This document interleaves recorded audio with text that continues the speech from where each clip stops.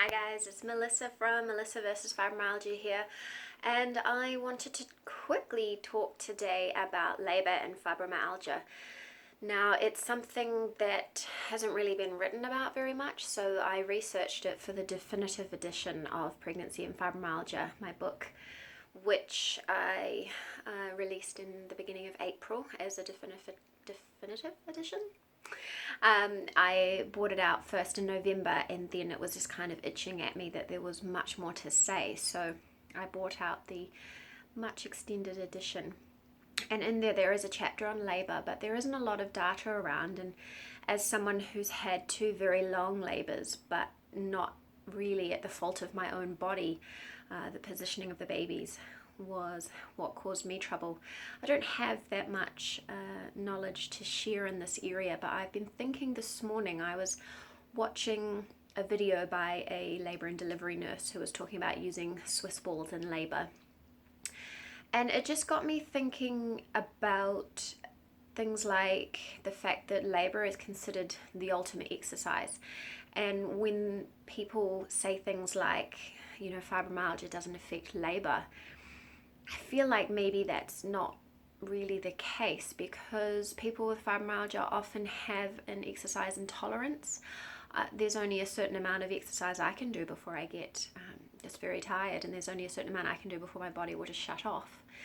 And the same is for post-exertion malaise. So that's quite an issue for some people with fibromyalgia and chronic fatigue. And I know it's an issue for me after my first baby. It was a 20-hour marathon of back labor, and the next few days were so hard. I was so lethargic. I was so tired that I just couldn't even stomach eating. Everything was a chore because my body was just wiped, yet you have to keep going. And I don't think they had the space for understanding that. I don't think anybody knew that, because I didn't know that. And in my course, I do have a module about planning for the third trimester delivery in the first few weeks that involves a good support plan, because support is vital. And I do give tips for how to get through early labor, things like fueling yourself. So even if you can't eat because you're in too much pain, then maybe drinking some electrolyte type drink, or just anything to keep the energy levels up, and so that your body is not running on empty nutritionally.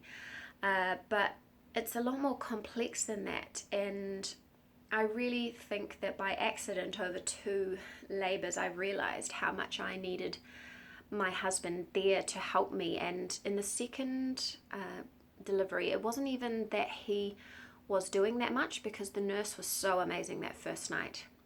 I couldn't move because I had a catheter bag to collect my urine, and I had the IV drip giving me liquids because I'd lost just too much stuff. And so this nurse came in every 3 hours and changed the baby and gave him to me and helped me feed him. But my husband's company was fantastic, and there are quite a few things he had to do for me because I just couldn't. And I think we all kind of forget once we get home that actually the support needs to keep going. I think I definitely didn't ask for help or take help or just say, look, I can't do this for long enough. I've talked about the fourth trimester also in my books, and in places like India, they have a 6-week period where the woman is only really meant to be resting and looking after her baby.